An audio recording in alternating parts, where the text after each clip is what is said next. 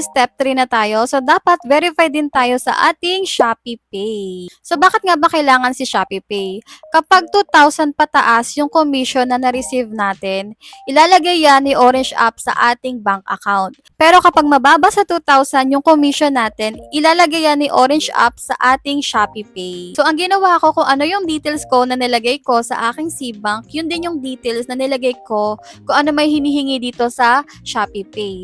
So, ito yung aking nilagay sa personal information. So, yung ID ko, national ID pa din. So, first name, last name, middle name, yung email, same lang din kung ano yung email na nilagay ko sa aking C-Banks. ID number, nationality. So, sa source of funds, nilagay ko commission / freelancer. Sa monthly income, depende naman sa inyo kung ilalagay nyo talaga yung income nyo or kahit estimate nyo lang.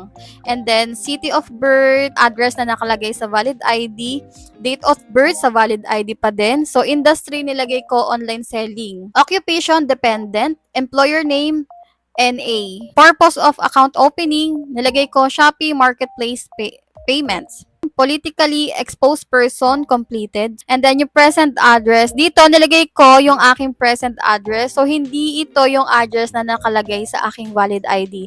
And na-approve naman siya ni Shopee Pay.